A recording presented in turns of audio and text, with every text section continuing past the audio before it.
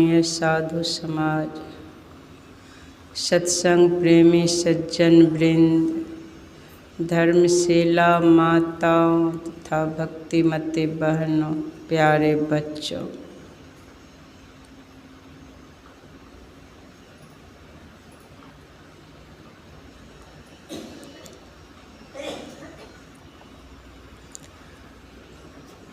यहाँ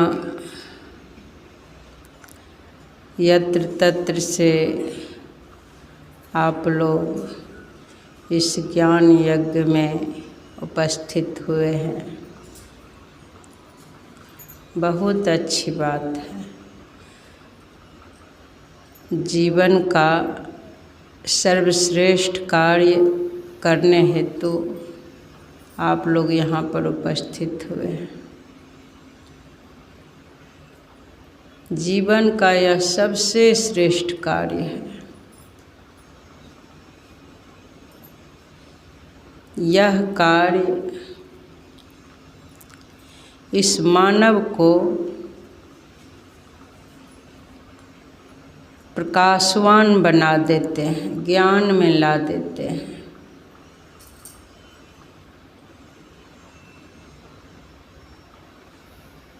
कहेंगे हम लोग तो ज्ञान में ही रहते हैं।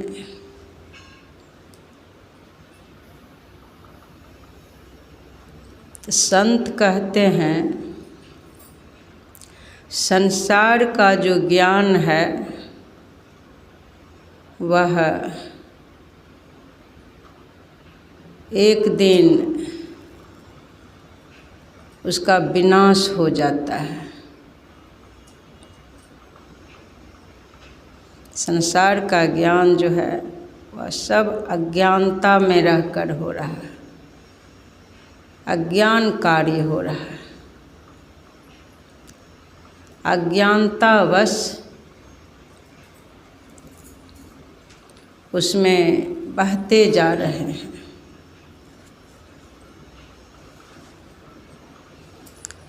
यह मानव शरीर जो है प्रगतिशील प्राणी है। यह मानव शरीर के द्वारा यह जीव परमात्मा तक जा सकते हैं, लेकिन यह मानव शरीर के द्वारा संसार में ही लिपटे रहते हैं जो नाशवान है। तो ऐसे लोगों को महामूर्ख कहा गया है।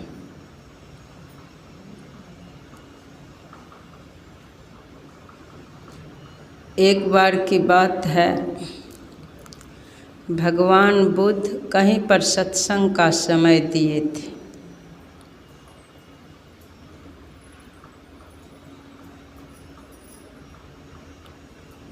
तीन दिन का समय था।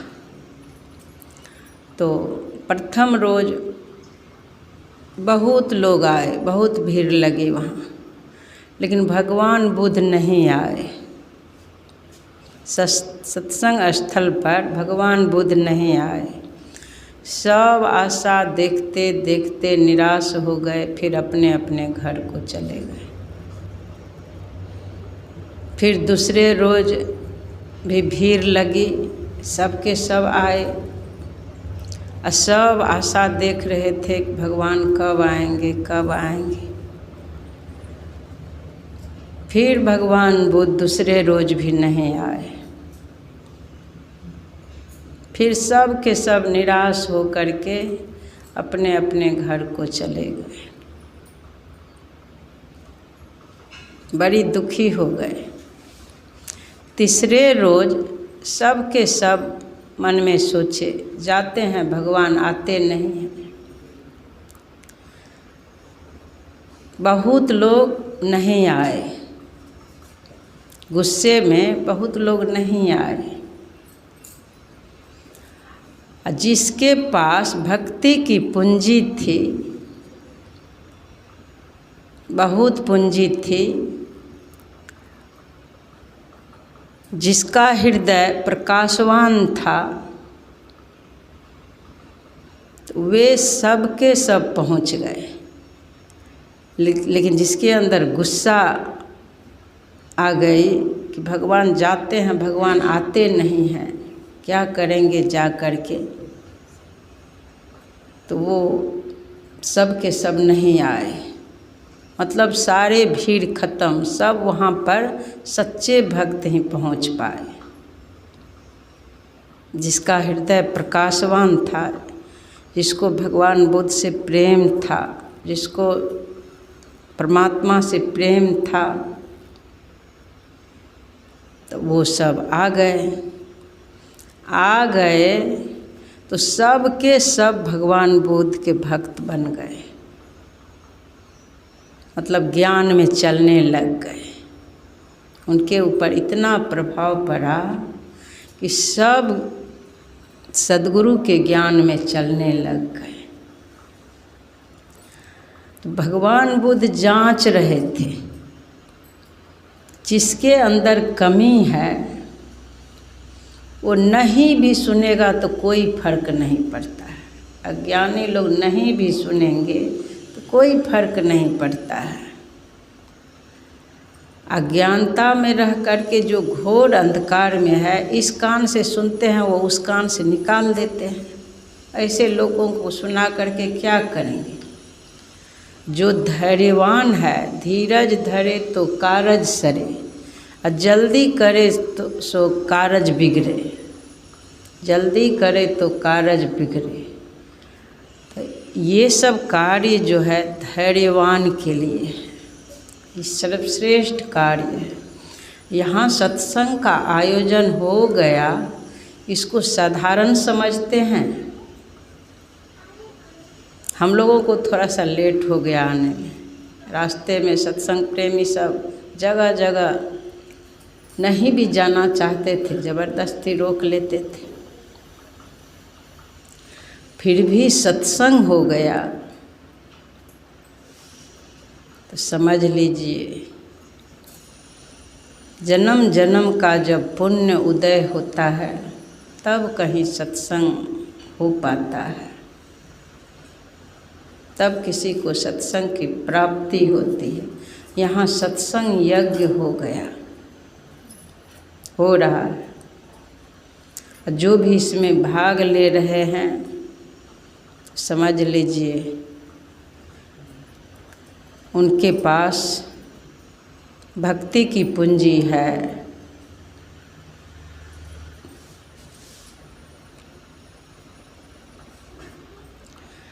संत के ज्ञान को आचरण में उतार लेना ये बहुत बड़ी बात है। बहुत पूंजी जिसके पास रहती है वही संत के ज्ञान को आचरण में उतार लेते हैं।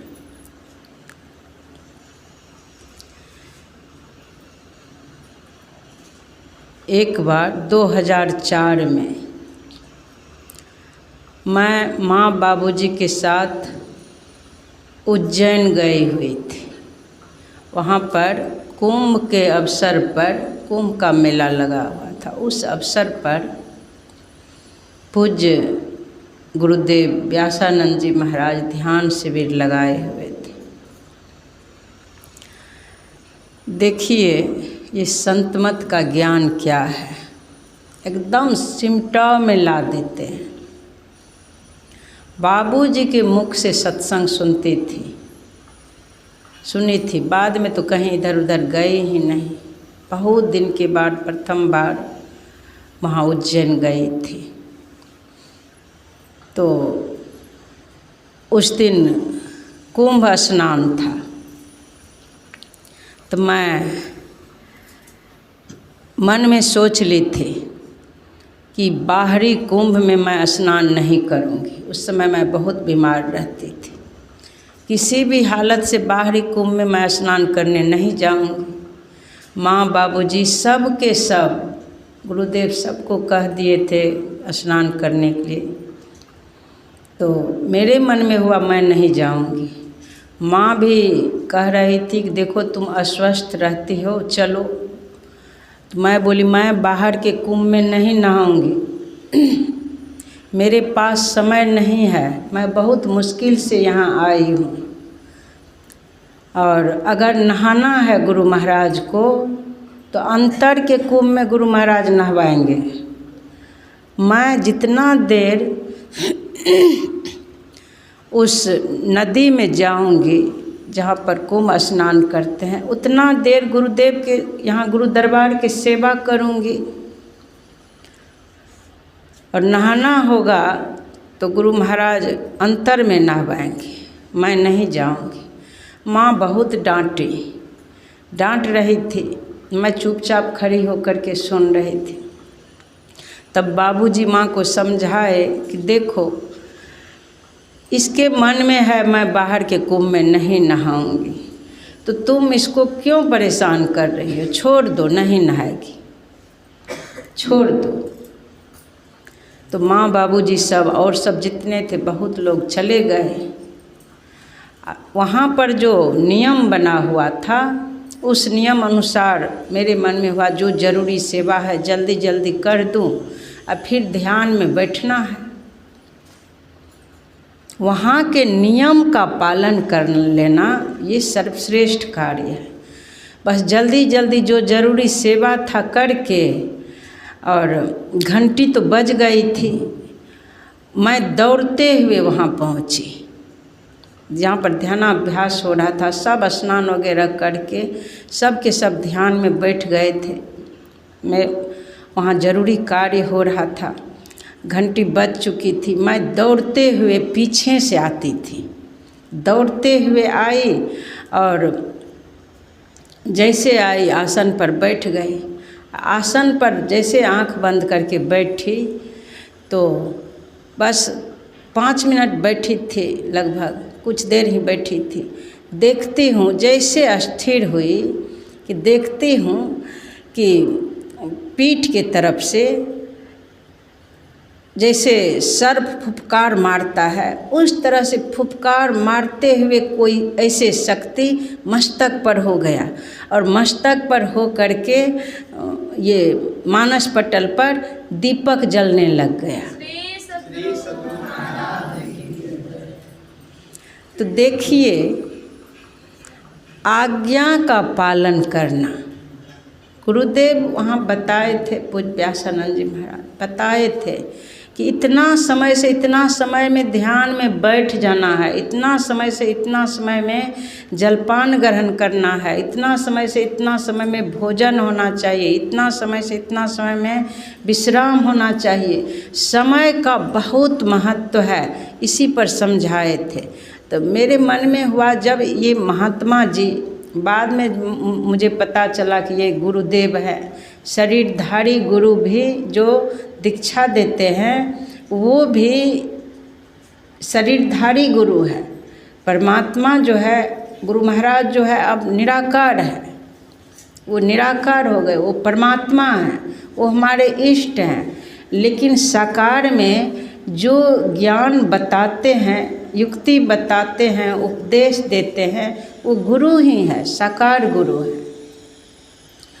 तो वो जो बता दिए हैं, इनके दरबार में मैं आई हूँ, इनके आज्ञा का पालन करूँगी, मुझे इनके आज्ञा का पालन करना है। मेरे मन में हुआ ये महात्मा बहुत अच्छे हैं, गुरु महाराज के कार्य यहाँ पर बहुत सुंदर ढंग से कर रहे हैं। गुरु महाराज के ज्ञान का प्रचार इस अवंतिकापुरी में भी करने आ गए हैं, ये साधारण बात है। तो हम लोग तो धन खर्च नहीं कर सकते हैं उतना, लेकिन तन से सेवा तो कर सकते हैं, इनके आज्ञा का पालन तो कर सकते हैं। इनके इतने भक्त आए हैं तो समय से जलपान हो जाए, समय से सारी व्यवस्था हो, तो यही अभी मेरा धर्म है। और माता पिता के सेवा भी है साथ साथ, यही असली धर्म है मेरा। वो बाहरी आडंबर में कुंभ स्नान वगैरह कोई ज़रूरी नहीं है करना। देखिए उसी का फल, उसका फल ऐसा हुआ कि चेतन, उसी को कुंडली कहते हैं, बाद में पता लगा उसको कुंडली कहते हैं, कुंडली जागरण। चेतन ऊपर हो करके और मानस पटल पर दीपक जलने लगा, और इस तरह से हुआ कि कई दिन तक जला ही रह गया। बंद ही नहीं होता था, हर समय दीपक जलते रहता था। सोचिए आज्ञा पालन का कितना महत्व है। जो जहाँ है, मैं यही देखी हूँ, जिस घर परिवार में आप हैं, गुरु दरबार में हैं या घर परिवार में हैं, तो वहाँ पर माता पिता हैं या उस घर में जो सबसे अधिक ज्ञानी है, उनके आज्ञा का पालन कीजिए। अपने माता पिता के आज्ञा का पालन कीजिए, आपका जीवन धन्य धन्य हो जाएगा। और अगर सद्गुरु से जुड़े हुए हैं तो गुरु का जो ज्ञान है, सद्गुरु जो बताते हैं कि हर मानव को त्रैकाल संध्या करना चाहिए, 2 समय का कम से कम सत्संग करना चाहिए, 3 समय का ध्यान करना चाहिए। और सुन रहे थे रात्रि में सोने वक्त बैठ के करने की इच्छा है तो कुछ देर बैठे बैठे मंत्र जाप कीजिए, फिर लेटे लेटे लक्ष्य पर जो दृष्टि योग करते हैं तो अपने मन को नासागर में स्थिर करके, 10वां द्वार में स्थिर करके उधर देखते हुए लेट जाइए। जो नदानुसंधान करते हैं सूरत को, अपने मन को उस नाद में, नाद को सुनने में लगा दीजिए और या सुनने की कोशिश करते हुए लेट जाइए। देखिए रात भर आपका भजन चलते रहेगा, रात भर आपका भजन चलेगा। तो आज्ञा के पालन का बहुत महत्व है। गुरु आज्ञा पालन करे, भव सागर सहजे तरे। गुरु की आज्ञा का पालन करना चाहिए। घर परिवार में माता पिता भी उनके गुरु हैं, माता पिता की आज्ञा का पालन कीजिए। और माता पिता से भी श्रेष्ठ गुरु होते हैं। अगर गुरु से जुड़ गए हैं तो माता पिता के आज्ञा का पालन तो करना ही है और गुरु के आज्ञा का भी पालन करना है। तो इनको श्रेष्ठ इसीलिए बताया जाता है कि ये जो है संसार सागर को पार करने वाले होते हैं। ये इस जीवात्मा को संसार, इस शरीर के द्वारा ही, जितना मसाला से शरीर बना है उतना ही मसाला से संसार बना हुआ है। तो शरीर के, इसी शरीर से आप संसार सागर को पार कर जाएंगे। इसी शरीर में अंतर ही अंतर चल करके परमात्मा तक पहुंच जाएंगे। जैसे जैसे इस शरीर में भेदन होते जाएगा, जैसे जैसे आप पिंड से ब्रह्मांड की तरफ चलने लग जाएंगे, वैसे वैसे संसार से भी भेदन होता है। जितना सिमटाव शरीर से होता है उतना ही सिमटाव संसार से भी होता है। इसीलिए आज्ञा पालन की बड़ी आवश्यकता है। सदा आज्ञा के पालन करते रहें। जो आज्ञा के पालन नहीं करते हैं तो उनको क्या कहा जाता है? कहता सो करता नहीं, मुख का बड़ा लवार, आखिर धक्का खाएगा साहिब के दरबार। जो आज्ञा है उस अनुसार नहीं करते हैं तो फिर आगे चल कर के बहुत दुख में चले जाएंगे। देखते हैं लवारिस पशु को, जो पालतू पशु है तो वो तो फिर भी उनके मालिक देखते हैं, लेकिन जंगल के दृश्य को एक बार देख लीजिए। मोबाइल में भी दिखाता है क्या स्थिति है, लवारिस पशु के साथ क्या स्थिति है। तो वही स्थिति लवारिस जो ये मानव होते हैं, न माता के आज्ञा मानते हैं, न पिता के आज्ञा मानते हैं, न गुरु की आज्ञा मानते हैं, ऐसे लोगों को लवारिस ही कहा जाता है। किसी के बन के नहीं रहे, किसी के बन के नहीं रहे। तो उनकी जो है ना बाद में बड़ी दुर्गति हो जाती है, बहुत दुख में चले जाते हैं। इसलिए हर जितने परिवार में जितने सदस्य हैं, सारे सदस्यों को अपने अपने कर्तव्य का पालन करना चाहिए। किसी के आप पुत्र हैं, किसी के आप पिता हैं, किसी के आप पत्नी हैं, किसी के पति हैं, सभी सदस्य, कई सदस्यों को मिलाकर एक परिवार होते हैं। देखिए यहाँ सीधा होके बैठिए, एक दूसरे को नहीं देखना, यहाँ गुरु महाराज को देखना है। संसार से उलट करके आए हैं, घर परिवार में थे वहाँ से हट करके आए हैं, घर परिवार के सभी कार्यों को छोड़ के यहाँ आए हैं। आप लोग तप करने आए हैं, तन को भी तपा रहे हैं, मन को भी तपा रहे हैं, सभी इंद्रियां का तप हो रहा है। इसीलिए बिल्कुल सावधान होकर के यहाँ बैठिए और फिर से सुन लीजिए। जब सत्संग प्रारंभ हो जाए तो जहाँ पर गुरु महाराज के तस्वीर लगी हुई है, जहाँ पर गुरु महाराज को विराजमान किया गया है, स्थापित किया गया है, वहाँ आगे नहीं आवे, कोई नहीं आवे। जो भी चढ़ावा चढ़ाना है, प्रणाम करना है, अब सत्संग के बाद करना है। और इस पर भी मैं एक दृष्टांत आप लोगों को सुना रही हूँ। याद रखेंगे, सदा याद रखेंगे, इस बात को भूलेंगे नहीं, आप लोगों को लाभ होगा। उस उज्जैन नगरी में ही जब मैं प्रथम बार गई हुई थी, बाबूजी से सत्संग सुनती थी। विचार कीजिए, आप लोगों के लिए गुरु महाराज व्यवस्था किए हैं, यहाँ पर मुझे गुरु महाराज लाए हैं। आप लोगों के पुण्य की पूंजी है, इस शरीर को गुरु महाराज यहाँ पर लाए हैं। आप लोगों के लिए यहाँ से जो भी बोला जा रहा है, गुरु महाराज के तरफ से बुलवाया जा रहा है। तो वहाँ जब मैं गई तो सब के सब लाइन लग के प्रणाम करते थे, लाइन लग जाते थे। प्रथम रोज़ मैं देखी सब लाइन लग के प्रणाम कर रहे हैं, दूसरे रोज़ भी देखी लाइन लग के प्रणाम कर रहे हैं।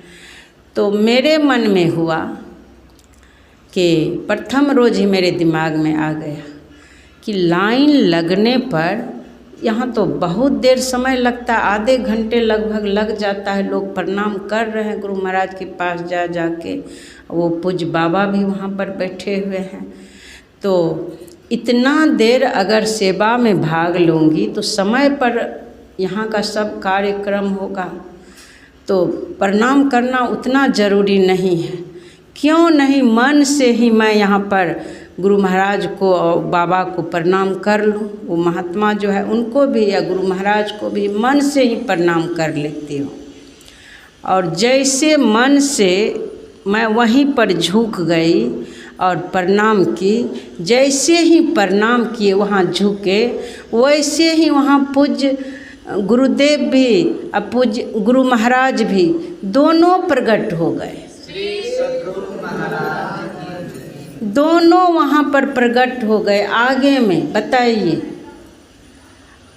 अब इस बात को जानी हूँ कि स्थूल इंद्रियों से श्रेष्ठ सूक्ष्म इंद्रियां हैं। मन से जो प्रणाम किए, मन से मंत्र जाप किए, ये सब श्रेष्ठ है। अगर वैसा अवसर है तो प्रणाम कर सकते हैं, उनका सम्मान करना हुआ, बड़े को सम्मान करना हुआ। अगर बहुत कार्य है, मान लीजिए सारी व्यवस्था है और उस कार्य को पूरा करना है, जहाँ पर जो संभाल करने के लिए मिला है, अब जा करके सारे कार्य को छोड़ करके बहुत लोग को देखती हूँ प्रणाम करते रहते हैं, प्रणाम करते रहते हैं। तो ये सब बात उतना वो ज़रूरी नहीं है। मान लीजिए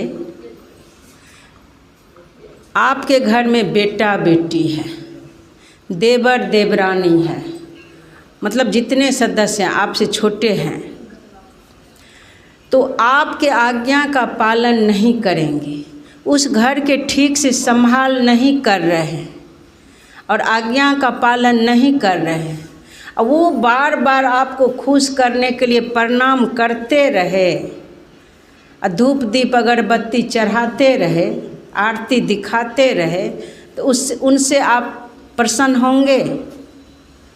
उस घर में जो भी कार्य है सब तरह से संभाल नहीं कर रहे हैं, आपके आज्ञा का पालन नहीं कर रहे हैं, पढ़ाई लिखाई नहीं कर रहे हैं, मनमाना कर रहा है, और सुबह शाम आकर के प्रणाम कर लेगा तो आप प्रसन्न हो जाएंगे ना?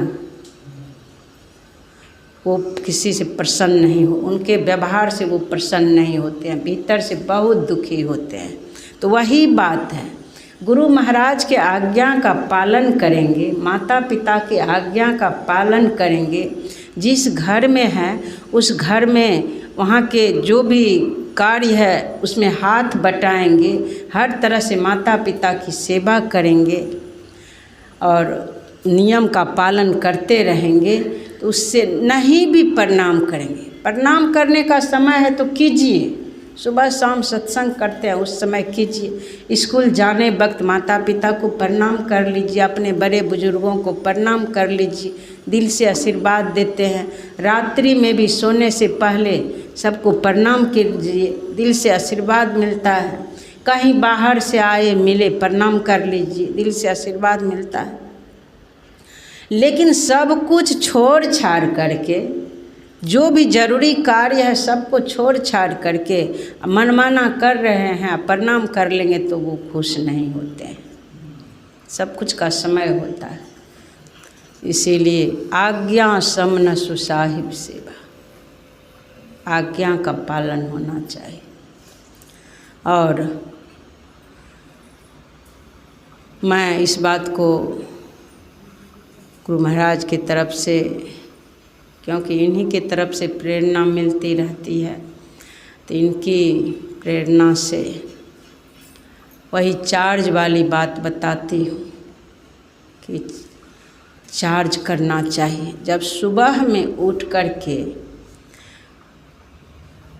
खूब ध्यान कर लेंगे, जैसे भूखे रहने पर भोजन कर लेते हैं तो फिर भोजन कर लेने के बाद अधिक कर लेंगे तो फिर तमोगुण में आ जाएंगे, गुनावन होगा, आलस सताएगा, नींद में चले जाएंगे। अति आहार यंद्री बल करे, नासय ज्ञानम मैथुन चिद्धरे, व्यापय निद्रा झपय काल, ताको हृदय सदा जंजाल। हल्का भोजन जब भी कीजिए, हल्का भोजन कीजिए, जब चाहें तब ध्यान में बैठ जाएं, जब चाहें सभी तरह के क्रियाकलाप करें, जरूरी कार्य करते रहें, उतना ही भोजन कीजिए,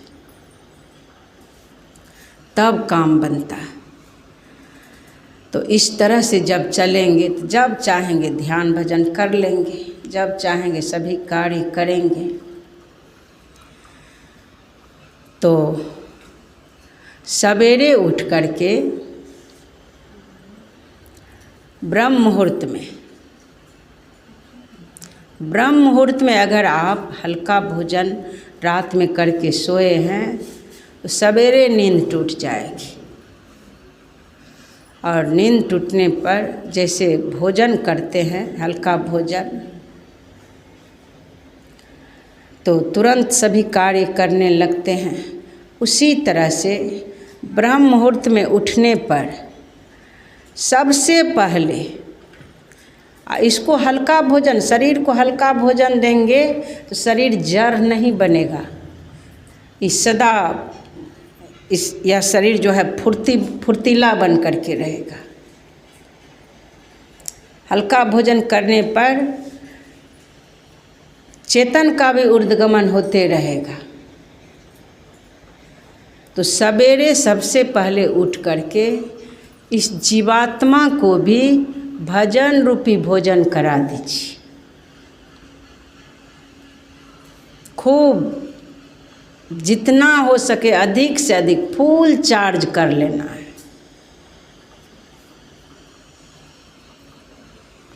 जब भजन रूपी भोजन करा देंगे जीवात्मा को, तो फिर यह प्रकाशवान हो जाता है, ज्ञान में आ जाते हैं, ऊपर उठ गए हैं, सात्विक गुण में आ गए हैं। और सात्विक गुण में रहने पर आपसे जो भी कार्य होगा, कोई भी एक भी कार्य आपसे दुष्कार्य नहीं होगा, सारा कार्य सुंदर होगा, मन वचन कर्म सब सुंदर होगा। सोचिए उस समय आप जितना लाभ उठा सकते हैं, आपके द्वारा सुंदर कार्य ही होगा। वह कार्य होगा आपके द्वारा जन्म जन्म से जो कर्म का लेप चढ़ गया है। तो सात्विक गुण में रह करके जो कर्म करने लग जाएंगे तो कर्म का लेप झरना शुरू हो जाएगा। जिनकी सेवा कर रहे हैं, जो भी कर रहे हैं, पूर्वकृत कर्म फल ही प्रकट हुआ है, सामने पूर्वकृत कर्म प्रकट हुआ है। तो वो जितना जल्दी हो सके कर्म के लेप उतार लीजिए। एक जगह की बात है, छोटी सी दृष्टांत फिर सुनाती हूँ कि सुंदर कर्म करने से कितना लाभ होता है।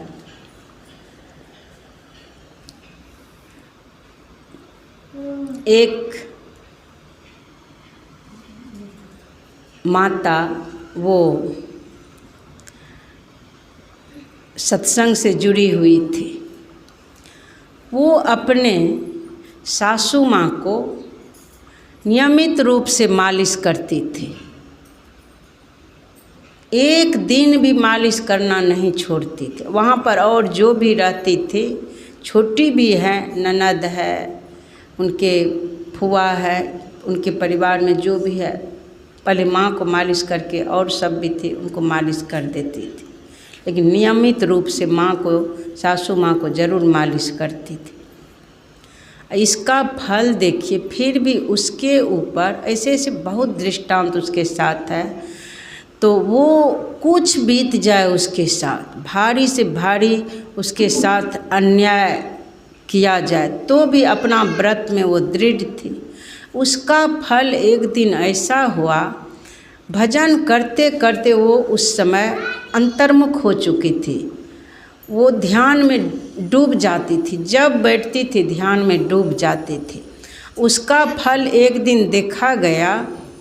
देखिए, पुण्य जो है, शुभ कर्म करते रहना चाहिए, छोड़ना नहीं चाहिए। छोड़ देंगे तो आपका स्रोत जो है, आगे जो बढ़ रहे हैं, कर्तव्य कर्म के फांस जो झड़ रहा है, आपकी चेतना का ऊर्ध्वगमन जो हो रहा है, वो फिर बंद हो जाएगा, मार्ग बंद हो जाएगा।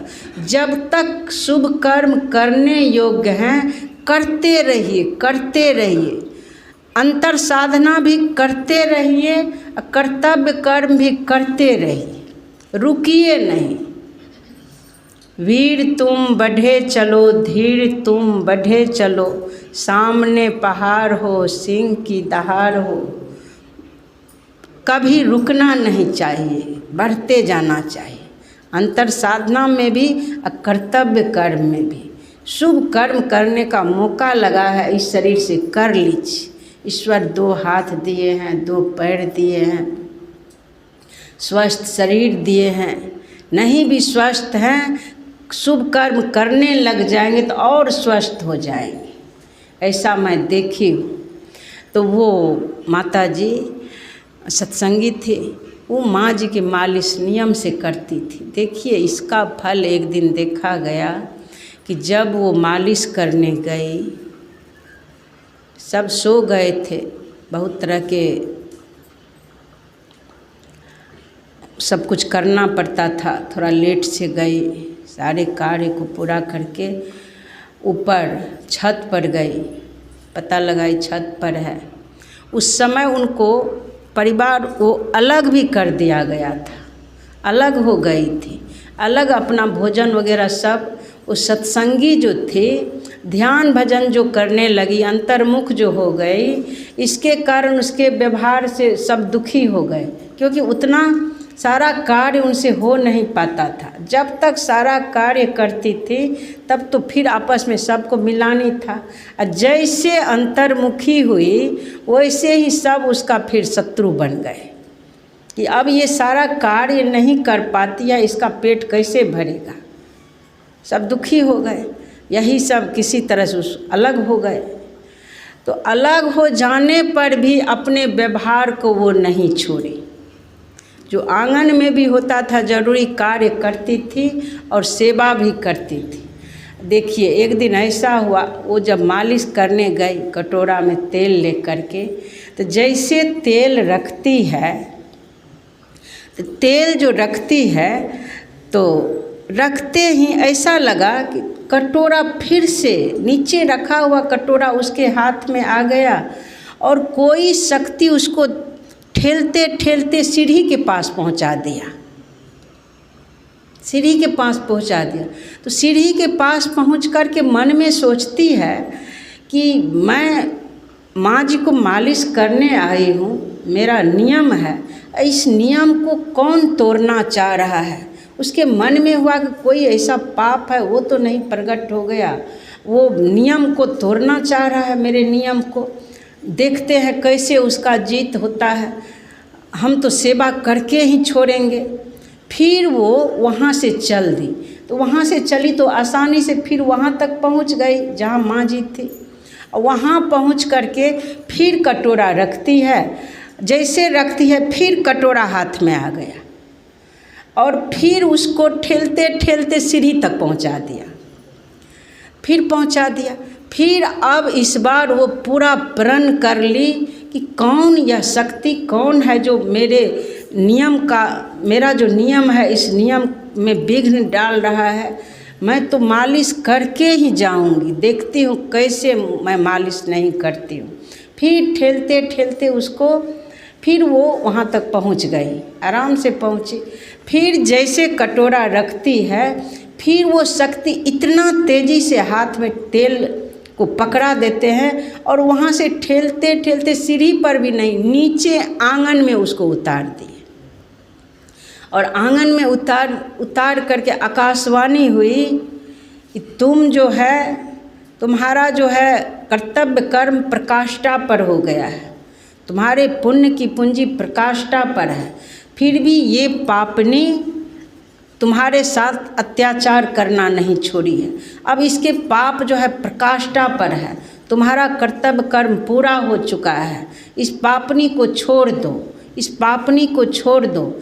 जैसे इस तरह की आवाज़ आई तो वो तो छोड़ने वाली नहीं थी, वो तो पुण्यात्मा थी, लेकिन सब कुछ उनका भुला दी, सब कुछ भूल गई। तो देखिए जब तक पुण्य प्रकाष्ठा पर नहीं हो जाए, पापी से पापी ही क्यों नहीं है, घर में पति ही, देखिए नर्मदा को देखिए, सती नर्मदा के तरफ देखिए कि अपने पति को कुष्ठ रोग हो गया था उसको, फिर भी टोकरी में भर के वो बोले मुझे उस नर्तकी के पास जाना है, ले चलो मुझे पहुंचा दो। तो वो टोकरी में उठा करके तब पति को लेकर के जा रही है। रास्ते में कौन मुनि थे जो ठोकर लग गया, साफ दे दिया उसको कि तुम्हारा पति जो है सूर्य उदय होते ही खत्म हो जाएगा।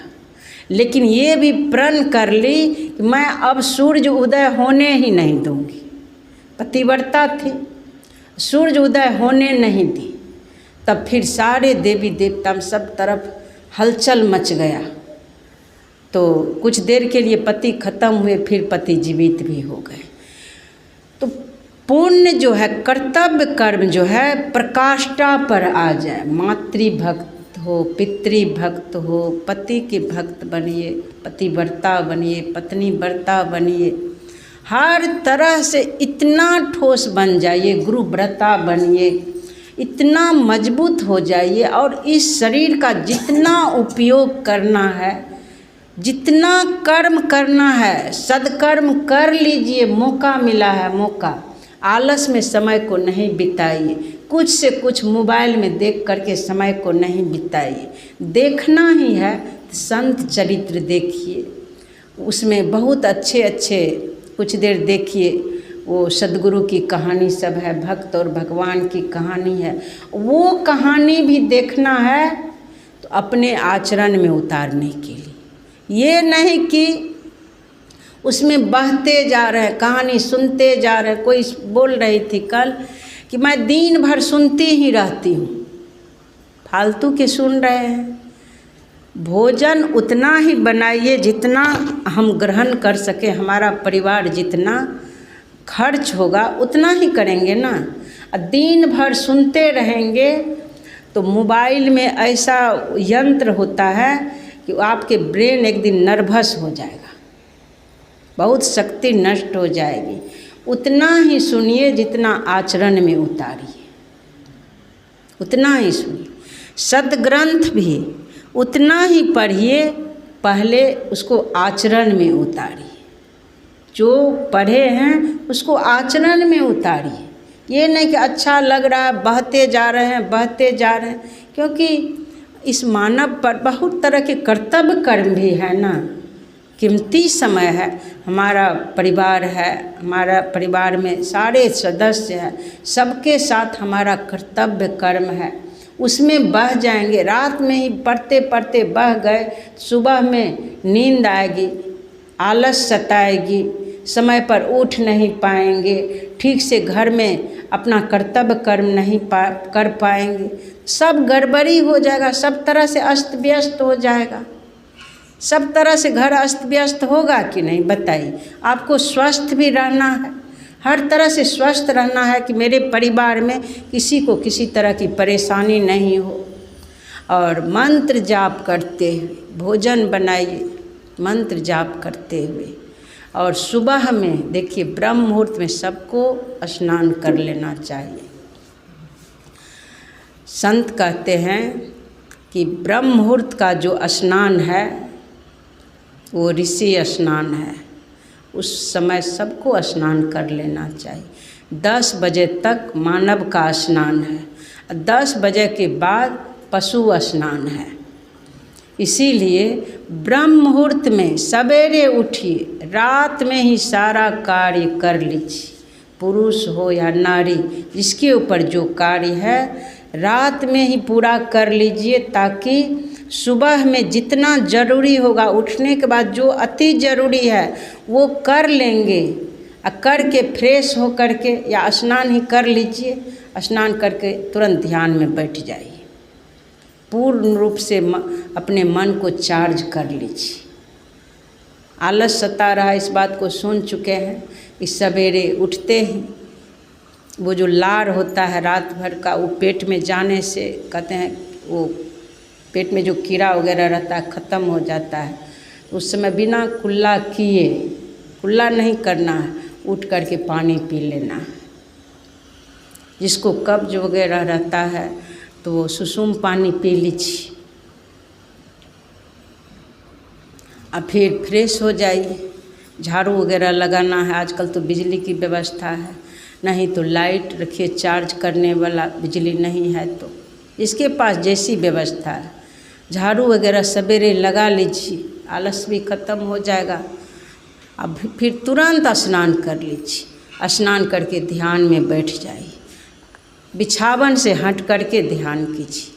अब फिर जो भी जरूरी कार्य है समय पर कर लीजिए।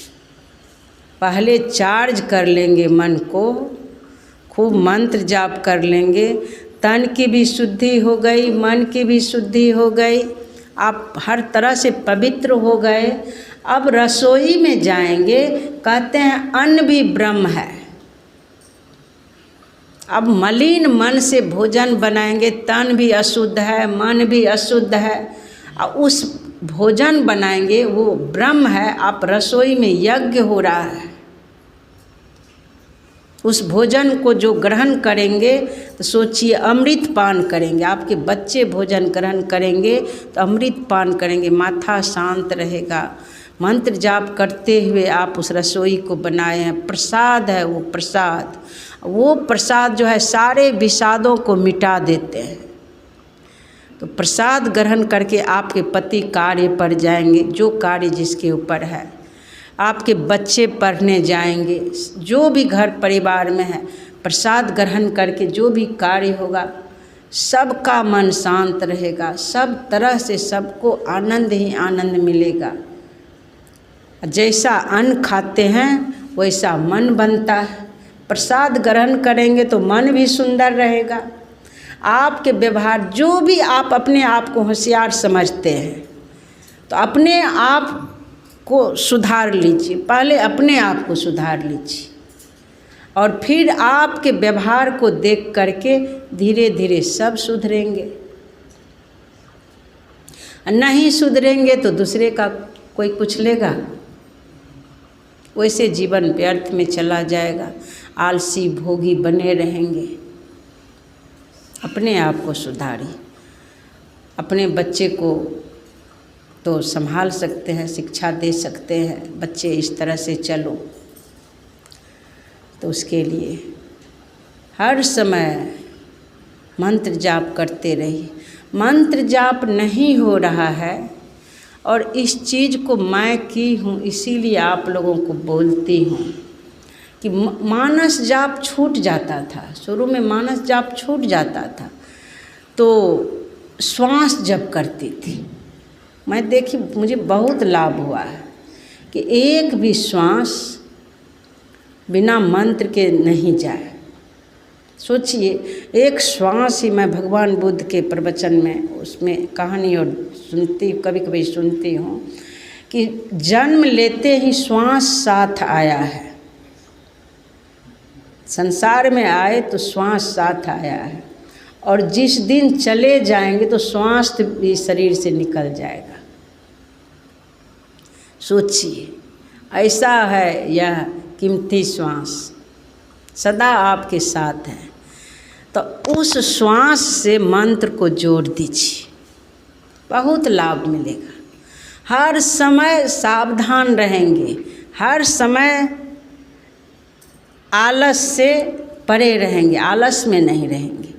हर समय श्वास जाप, हर समय श्वास जाप। बीच बीच में देखिए कि मानस जाप हमसे हो रहा है। जिस दिन मानस जाप हो जाएगा, समझ लीजिए ध्यान बन गया। मानस जाप मन से अपने इष्ट को पुकार करते ही वो इष्ट प्रकट हो जाएंगे। अगर इस तरह के श्वास जप का अभ्यास बना लिए तो मानस जाप भी होने लग जाएगा। तो हर समय देखते रहिए कि हर श्वास के साथ मंत्र जाप हो रहा है कि नहीं, हर श्वास के साथ मंत्र जाप हो रहा है कि नहीं। एक भी श्वास हमारा व्यर्थ नहीं जाए। जैसे अभ्यास बन जाएगा कि आप भूल नहीं रहे हैं, तब तो फिर गुरु महाराज कह रहे हैं, अति पावन गुरु मंत्र मन ही मन जाप जपो, उपकारी गुरु रूप को मानस ध्यान थपो।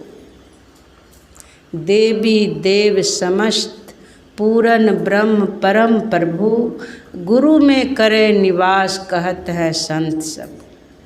फिर तब तो वह मानस जाप करना शुरू कर दीजिए और गुरु महाराज के रूप का भी स्मरण होता रहे, क्योंकि सारे देवी देवता का भी निवास गुरु महाराज के चरणों में है। गुरु महाराज में निवास करते हैं। गुरु पूजे सब देवन पूजे। गुरु की पूजा हो रही है। पूजा मतलब पूज्य को आने की व्यवस्था ही पूजा है। अपने पूज्य को आने की व्यवस्था कर रहे हैं। हर समय आप सदाचार के पालन कर रहे हैं, शिष्टाचार के पालन कर रहे हैं, शुचियाचार के पालन कर रहे हैं, अपने कर्तव्य कर्म में दृढ़ है, हर तरह से आपका सुंदर व्यवहार हो रहा है, तो इसी पूज्य को आने की व्यवस्था हो रही है। मंत्र जाप हो रहा है, मंत्र जाप हो रहा है तो सुंदर कर्म होगा ही। आप ज्ञान में रहेंगे, इसीलिए सदा ज्ञान में रहिए। मान लीजिए आप जो हैं ब्रह्म मुहूर्त में खूब ध्यान कर लिए, चार्ज कर लिए अपने मन को, और फिर संसार के तरफ मनमाना करने लग गए। मनमाना तो नहीं होगा, चार्ज किए हैं तो नहीं, लेकिन शुरू में कोई मैं सुनाई थी कि मोबाइल को चार्जर को बिजली में लगा दिए, लेकिन बढ़िया से लगा नहीं, मोबाइल चार्ज नहीं हो रहा है, या बढ़िया से नहीं लग पाया, या बिजली चली गई। तो परमात्मा रूपी बिजली, सद्गुरु रूपी बिजली तो कहीं जाती ही नहीं है, तो चार्ज को बढ़िया से लगाना है। तो ध्यान में बैठे हैं, मन मंत्र से जुड़ा हुआ है कि नहीं, मन गुरु महाराज से जुड़े हुए हैं कि नहीं, दृष्टि योग हो रहा है कि नहीं, जो नदानुसंधान करते वहाँ पर सूरत से शब्द श्रवण कर रहे हैं कि नहीं, देखना पड़ेगा ना। कम से कम 1 घंटे ही बैठे, 1.5 घंटे बैठे, तो फुल चार्ज तब होगा जब उससे जुड़े रहेंगे। सिर्फ आंख बंद करके बैठ गए ओर पोर के, कहेंगे ध्यान कर लिए हो गया, उससे चार्ज नहीं होता है। इस बात को जान लीजिए। और इस बात को मैं देखी हूँ, बहुत लोग बैठ जाते हैं, ऊँघते रहते हैं,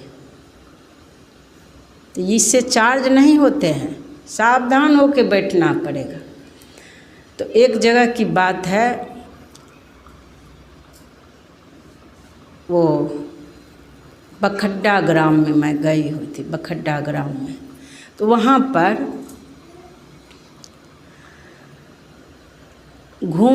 टहलने गई थी। टहल करके जब आई तो कुएं से एक माताजी, उस कुएं से हम लोग पानी निकालने के लिए नहीं जानते हैं, तो उस कुएं से वो माताजी पानी निकाल करके दी और कुल्ला वगैरह करने लगी। थोड़ा सा कुल्ला की, तब तक में पूरे बाल्टी का पानी जो है बह गया।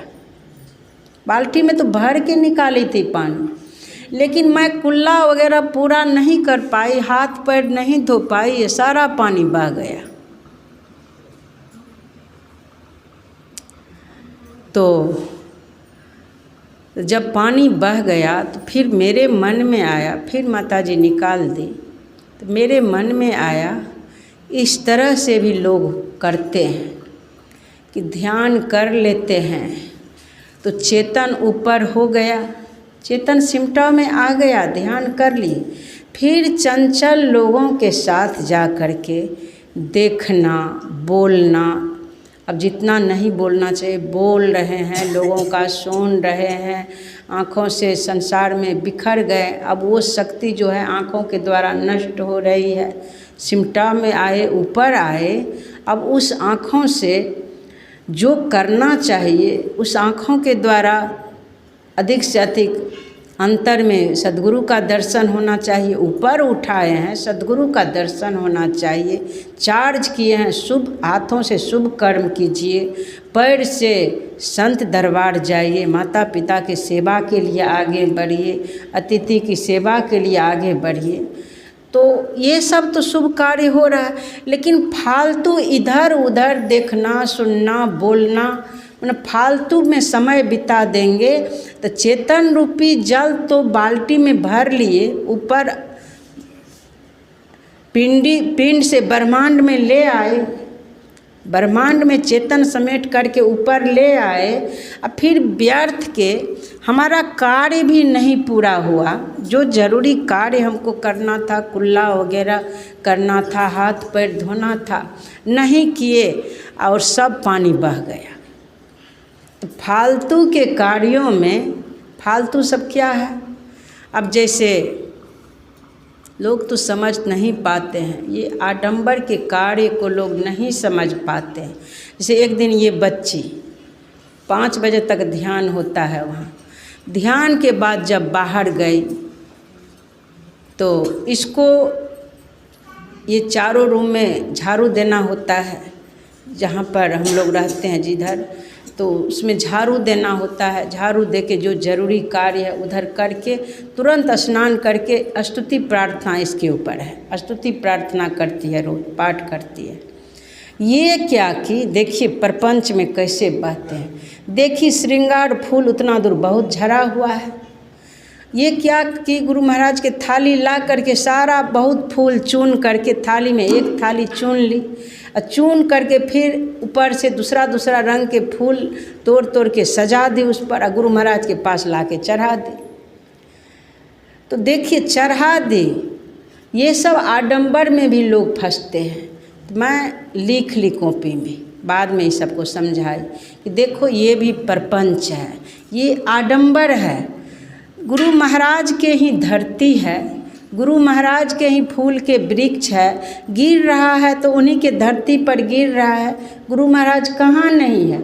हम लोगों का ज्ञान संतमत का ज्ञान है, हम उस आडंबर में क्यों फंसेंगे। तुम्हारा जो आज का जो समय पर सेवा था उस सेवा से च्युत हो गई, तुम उसमें फंस गई। अब यहाँ पर गुरु महाराज के पास तुम फूल चढ़ा दी है, सुंदर सुंदर फूल, तो बताओ अब लोग गुरु महाराज को देखते प्रेम से। मैं भी पहले गुरु महाराज को देखती थी, यहाँ आती थी तो गुरु महाराज को तो थोड़ा सा देखी, लेकिन फूल को ही देखने लग गई। तो अब गुरु महाराज का देखना छूट करके सारे फूलों को देखने में लग गई, तो प्रपंच में फंसी कि नहीं। तब जो आएंगे यहाँ सुंदर ढंग से फूल सजा हुआ है वही देखेंगे।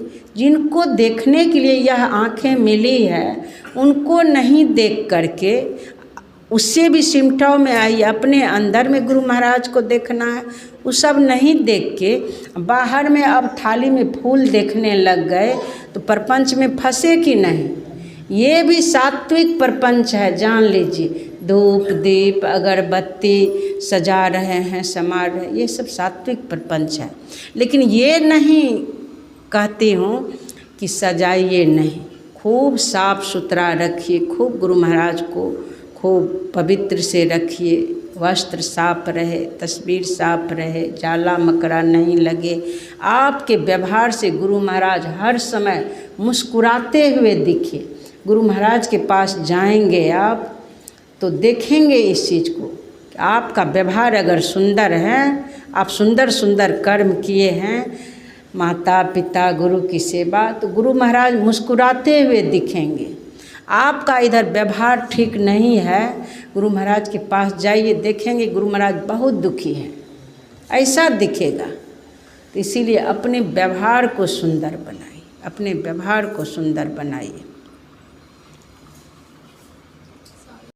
होगा संत कहते हैं समय दृढ़, जिसका समय दृढ़ रहेगा उसी का आसन दृढ़ होगा, और जिसका समय दृढ़ आहार दृढ़, जिसका समय दृढ़ रहेगा उसी का आसन दृढ़ रहेगा, जिसका आसन दृढ़ रहेगा, जिसका उल्टा पुल्टा बोल गई, जिसका समय दृढ़ रहेगा उसका भोजन भी दृढ़ होगा, समय से भोजन करेंगे। और जिसका भोजन दृढ़ होगा उसी का आसन दृढ़ रहेगा, और जिसका आसन दृढ़ रहेगा उसी का भजन भी दृढ़ रहेगा, उसी का। अब मनमाना कर रहे हैं, जब मन तब भोजन कर लिए, जब मन तब सो गए, जब मन तब जहाँ मन तहाँ चले गए, तो फिर तो अस्त व्यस्त हो जाएगा। कहते हैं, तुलसीदास जी लिखे हैं, जाके प्रिय न राम वैदेही, तजिए ताहि कोटि वैरी सम, यद्यपि परम स्नेही। मतलब भगवान के नियम जो है, इसमें तो है भगवान राम सीता के लिए कहा गया है, लेकिन गुरु महाराज के नियम का जो नियम जो बना है, गुरु महाराज का जो नियम बना है, उस नियम के उल्लंघन करने वाले के लिए भी, अगर आपके नियम सारे नियमों का उल्लंघन हो जाता है जहाँ जाने पर, तो ऐसे स्थान को त्याग देना चाहिए। तजिए ताहि कोटि वैरी सम, यद्यपि परम स्नेही, तजे पिता प्रहलाद विभीषण, बंधु भरत महतारी, बलि गुरु तजियो कंत ब्रज बनितन, भय मुद मंगलकारी।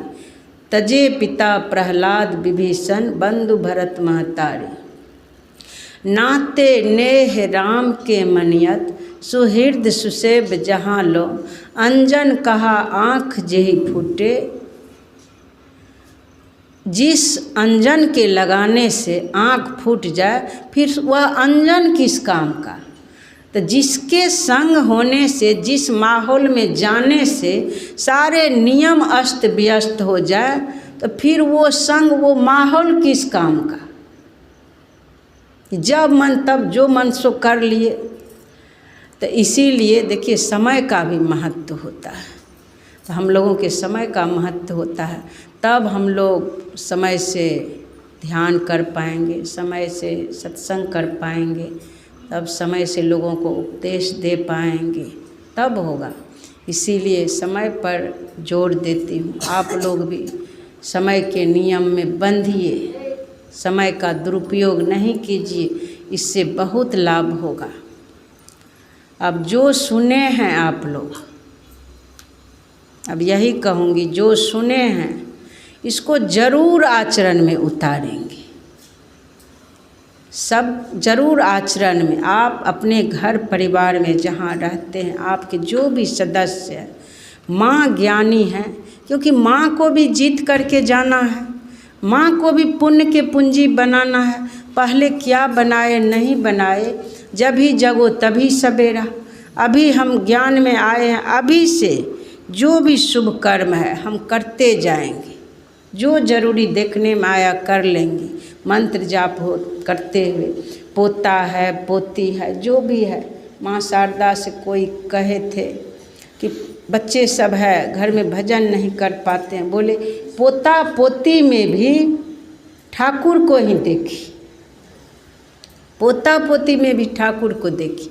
उनको अगर स्नान करवा रहे हैं, नहवा रहे हैं, तो थोड़ा सा उनको छुट्टी मिलेगा, घर में बहू को छुट्टी मिलेगा।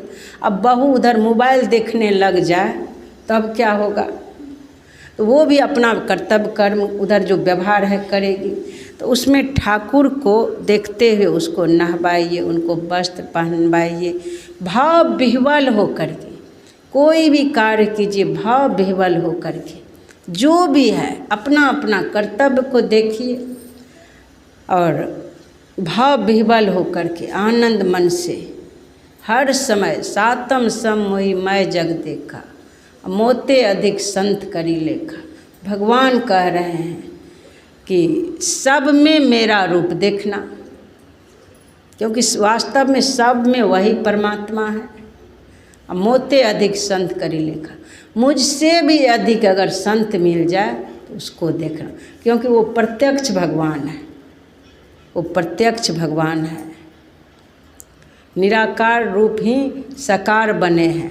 संत में कोई आवरण नहीं है, तीनों गुण नहीं है, पंच पाप छह विकारों को भस्म कर दिए हैं।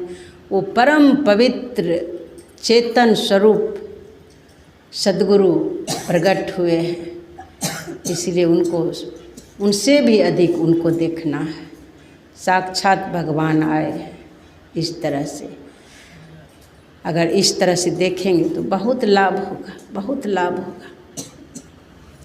अब जो सुने हैं इस चीज़ को आचरण में, सभी बातों को आचरण में उतारेंगे, बहुत लाभ होगा।